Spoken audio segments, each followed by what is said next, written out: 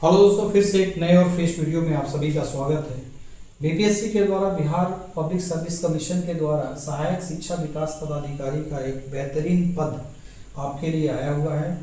Assistant education development officer level 5 का post है। पदों की संख्या 935 है, जो कि काफ़ी बड़ी संख्या है। योग्यता जो है स्नातक रखा गया। 935 पोस्ट जो है पदाधिकारी का, और ये पहली बार पोस्ट क्रिएट हुआ है असिस्टेंट एजुकेशन डेवलपमेंट ऑफिसर्स का। इसका काम क्या है? पंचायत में जितने भी आपके जो स्कूल हैं उसका सुपरविजन करना है, निरीक्षण का काम करना है।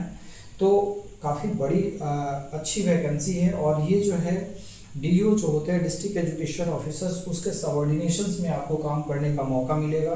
तो चलिए डिटेल्स में हम लोग देख लेते हैं कि वैकेंसी क्या क्या है और कैसे आपको फुलफिल करना है। वैकेंसी जो है ऑलरेडी जो है फिल करना स्टार्ट हो चुका है और 27 तारीख से ऑनलाइन इसका शुरू हो चुका है। तो चलिए ये वैकेंसी ये आपको आज बिहार बीपीएससी की जो वेबसाइट है उस पर आपको नोटिफिकेशन मिल जाएगा। मेरा टेलीग्राम चैनल है, वहाँ भी जाके आप इस नोटिफिकेशंस को देख सकते हैं, पूरे डाउनलोड भी कर सकते हैं कि नोटिफिकेशंस में क्या कुछ है। और एक एक चीज़ों पे हम लोग बात करेंगे, तो बिल्कुल सेशन में बने रहें। और कैसे फॉर्म भरना है, फॉर्म भरने से लेकर सारा प्रोसेस हम इस सेशंस में आपको बताने वाले हैं। तो पहला चीज़ है ये वैकेंसी विज्ञापन संख्या 87/2025 है। और ये आपका कुल आवेदनों की जो संख्या है, कुल जो पदों की संख्या है वो 935 है। इसमें अनारक्षित तक कितना पोस्ट है, यानी कि अनरिजर्व कैटेगरी का 374 पोस्ट है जी। उसी तरह से ईडब्ल्यूएस का 93 पोस्ट है, अनुसूचित जाति का 150, अनुसूचित जनजाति का 10, 168 अत्यंत पिछड़ा वर्ग का है। पिछड़ा वर्ग के लिए 112 सीटें हैं और पिछड़ा वर्ग की महिलाओं के लिए 28 सीटें। अब इससे अच्छी बात क्या है कि हर जो है आपका पद में आपका 35% आरक्षण दिया हुआ है महिलाओं के लिए।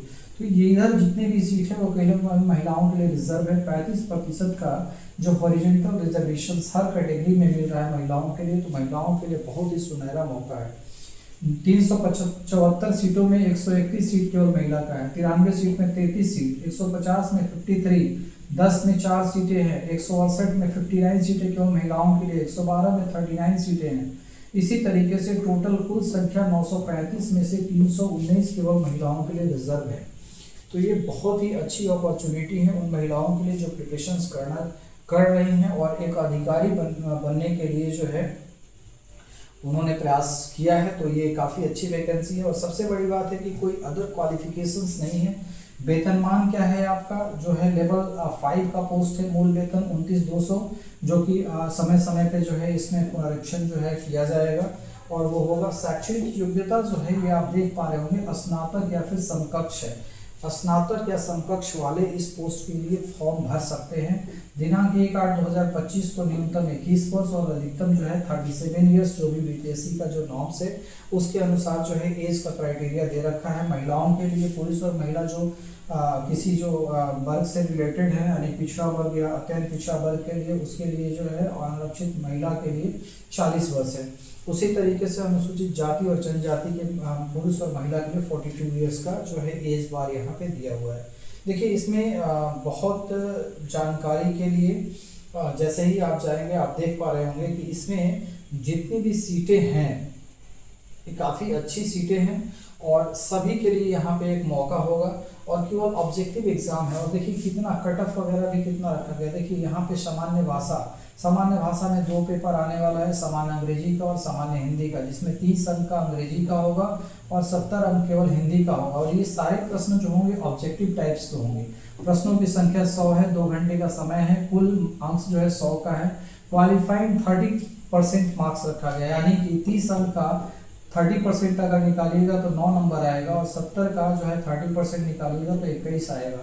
यानी कि इतने नंबर को आपको जो है क्वालिफाइंग हो जाएंगे। यानी कि अंग्रेजी और हिंदी में अगर अंग्रेजी में 9 नंबर लाते हैं और हिंदी में 21 नंबर लाते हैं तो इस दोनों पेपर में क्वालिफाई कर जाएंगे। चूँकि ये क्वालिफाइंग नेचर का ही है, इसलिए आपको ये ऐड नहीं होना है।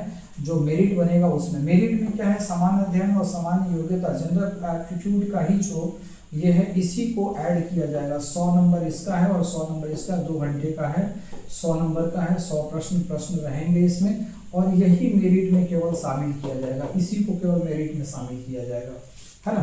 तो ये चीज़ आप ध्यान रखेंगे। नेगेटिव मार्क्स क्या है, 1/3 का नेगेटिव मार्क्स रखा गया है। है ना। एक गलत उत्तर पर 1/3 अंक आपका कट जाएगा, ठीक है। अगला जो है सामान्य भाषा और क्वालिफाइंग नेचर पे यहाँ पे लिखा हुआ है, देखिए सामान्य भाषा अंग्रेजी हिंदी जो भी होंगे ये मात्र क्वालिफाइंग होंगे और ये प्रत्येक में न्यूनतम 30% अंक लाना है, जो कि वहाँ लिखा हुआ है, ठीक है। तभी जाके जो है आपका ये वाला जो दोनों पेपर है उसको चेक किया जाएगा।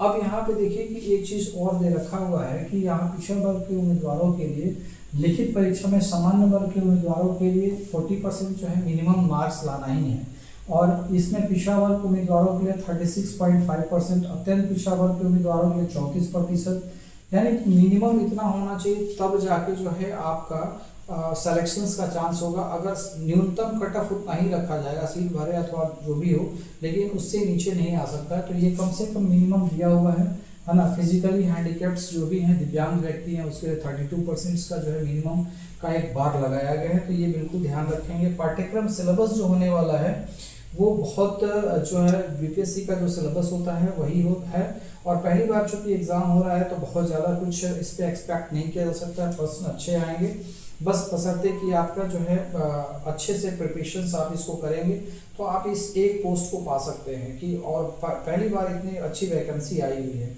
ठीक है ना। यहाँ पे आप देख पा रहे होंगे कि ऑनलाइन आवेदन भरने के क्रम में अभ्यर्थियों को व्यक्तिगत सूचना सिर्फ डाटाबेस संधारित करने हेतु ली जाती है। अगर उप सूचना में संबंधित किसी प्रकार की छूट विज्ञापन में अंकित नहीं है तो उसका दावा न तो मान्य होगा नहीं लाभदेय होगा। तो ये सारी चीज़ें आप देख लेंगे।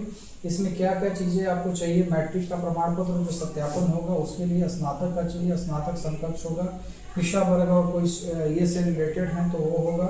इसके बाद अनुसूचित जाति जनजाति के लिए जो है स्थानीय निवास प्रमाण पत्र, अस्थायी निवास प्रमाण पत्र, और बिहार अस्थायी निवास के लिए आरक्षित वर्ग की महिलाओं के निवास प्रमाण पत्र देना होगा। तो देखिए पहले क्या था कि अनरिजर्व कैटेगरी में बाहर की जो लड़कियां हैं वो भी जो है इसका फ़ायदा उठाती थी, तो लेकिन उनको एक निवास प्रमाण पत्र देना पड़ेगा, यानी कि 35% का आरक्षण उन्हीं को मिलेगा जो यहाँ के हैं, अनारक्षित वाले में भी, ठीक है।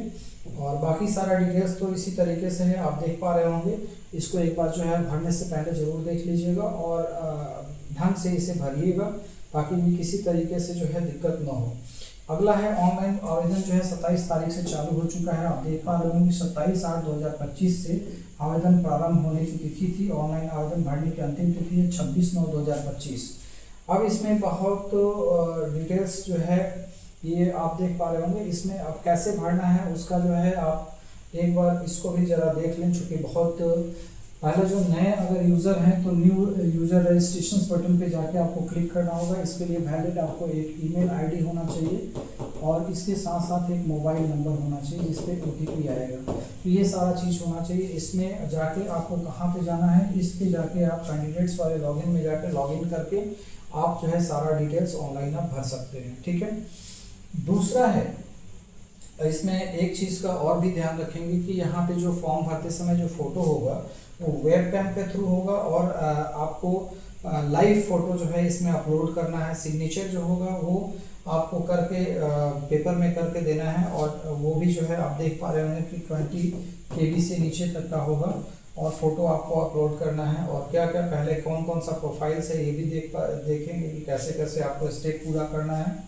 तो पहले में पर्सनल इन्फॉर्मेशन है, दूसरे में एड्रेस है, तीसरा में अदर इन्फॉर्मेशन, क्वालिफिकेशन, एक्सपीरियंस, इसी तरह से अपलोड फोटो और सिग्नेचर। इसमें जाने के बाद फाइनली आपको जो है प्रोफाइल लॉक करने से पहले आप देख लेंगे कि सारी जानकारी मेरी सही है कि नहीं। एक बार लॉक करने के बाद यहाँ पे डिटेल्स में लिखा हुआ है कि किसी भी तरीके का बदलाव नहीं हो सकता है ना। तो इस बात का ध्यान रखें कि जब भी जो है आप फॉर्म भर रहे हों तो सही इन्फॉर्मेशंस को भरें, थोड़ा समय लेकिन सही इन्फॉर्मेशंस को भरें और इसके बाद तब जाके आपको जो है पेमेंट वगैरह करना है। पेमेंट करने के बाद आपका एक एप्लीकेशन आईडी क्रिएट हो जाता है और बारकोड के साथ आ जाता है, तब समझिए कि आपका फॉर्म फिलअप हो गया। उसको आप क्या करेंगे, एक बार निकाल के हार्ड कॉपी रख लेंगे, आगे आपको आवश्यकता पड़ेगी, ठीक है। आज के लिए बस इतना ही रखते हैं। Okay, thank you very much.